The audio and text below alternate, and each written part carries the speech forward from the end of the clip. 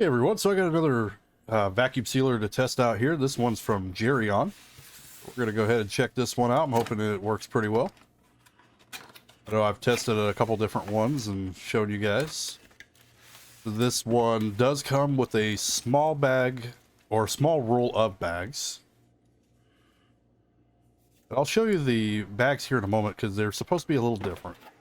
So we got buttons for canister, we got modes, vac seal, regular seal, stop, and we got our accessory port.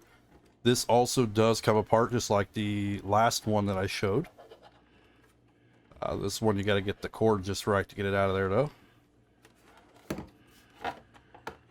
There we go. So what I like about this is that it makes it easier to clean. You can just remove this. You can take the whole tray. It looks like the heating strip looks like it's pretty good condition. I know one of them that I got before, the heating strip was actually kind of coming off. So this one looks pretty good. But you could take this whole tray and you could just wash the whole thing. That's what I do like about being able to remove it. I thought maybe the logo might have lit up, but it doesn't. We got moist and dry, and we got gentle and normal. Canister, which I don't have anything for that. The vac seal, our regular seal. What I really do like though is that this one actually has a cutter built into the top. I want to go ahead and get the roll out so we can use that. Now, something about the Geryon bags is that it has texture on both sides. That was what I was going to show you. So it's a little bit different. Most bags, it only has it on one side. So we're going to see if this makes much of a difference. I think it might give a little less air, or ERROR type of air when we're trying to suck the air out. Let's go ahead and try our little slider cutter here. Oops, without pressing buttons. Then of course what we need to do is we need to seal one end. Always leave enough space between. And then we're going to, let me realign it here. We're just going to press it down. We want to hear a click for both sides. Hit the seal.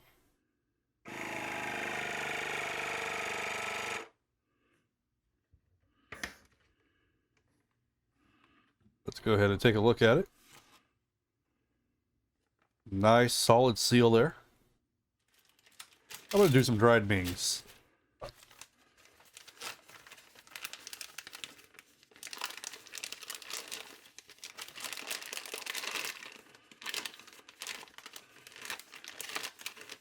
And I do always roll mine down, normally anyway, and there's a couple different reasons for that.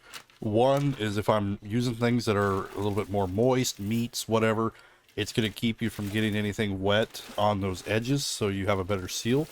And the other thing is that you're going to make sure that you have a little bit more of a gap, because you do need to have some gap between the product and where you're sealing it in order to get a good seal and a good suction.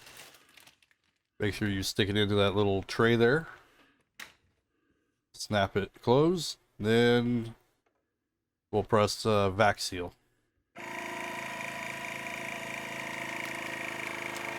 So it seems to work pretty quickly.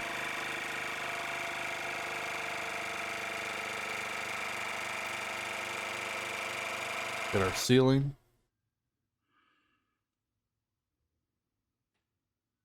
All right, so this one does not release like some of them that I do have. Some of them, once it's done with sealing, it will pop and release it.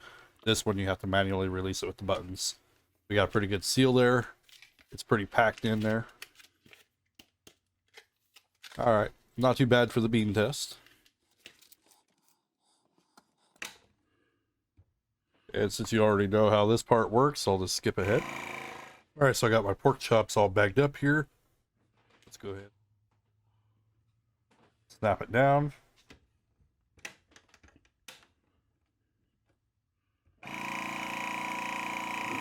Not bad. So, I mean, it's definitely faster than the other couple that I have reviewed, so not bad.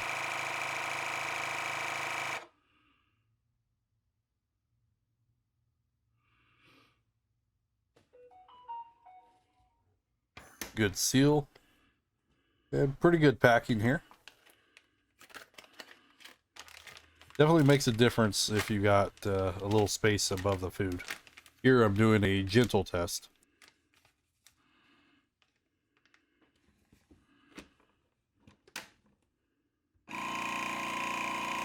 Now the air is coming out much quicker.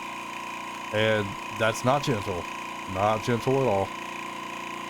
Nope. So we can't do gentle mode on the bread. Not like this. Go ahead and cancel it. I guess if you want your bread vacuumed pretty well, it works. I want to go ahead and let the air into the bag, and then I'll try this manually.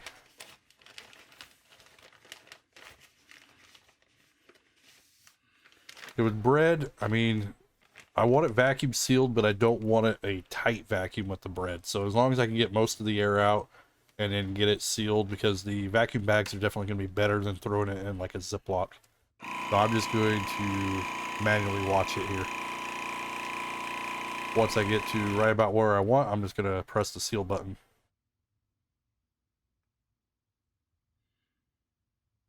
And that's what I would recommend if you're going to do something like a bread. Alright, we'll try some hot dogs here. Need to get these frozen up since I'm not going to have my kids here for a few days.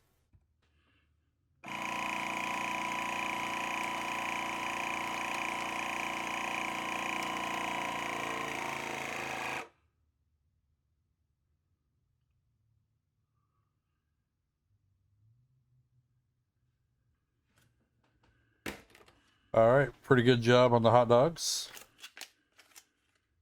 Nice good seal there.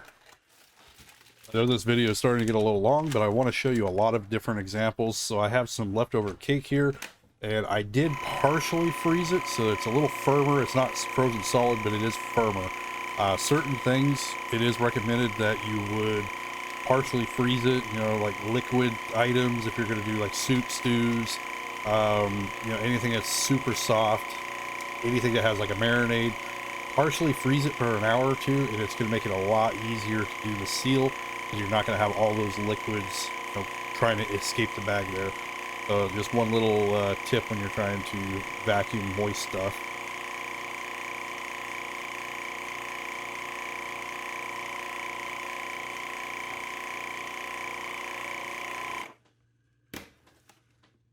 This one doesn't seem to be sealing correctly. Let me reposition.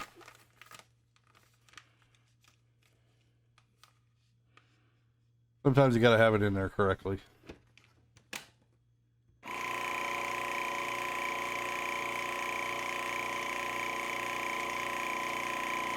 There it goes.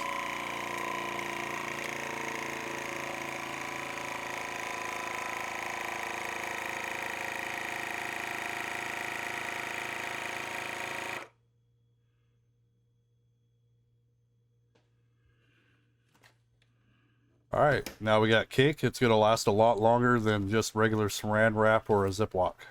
Also, those that still happen to follow some old traditions, when you're getting married and you freeze some of your cake to eat, and I don't remember if it's a year or a little bit longer, whatever it is, this could be something you could do to help preserve that cake a lot longer in the freezer. All right, so I'm going to repackage some prawns that I had in the freezer. It was in the store-bought bag.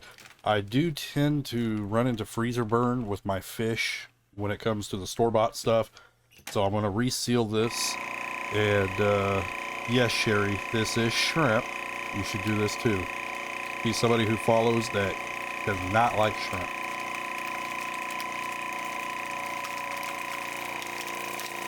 Honestly, I don't know how you cannot like shrimp, but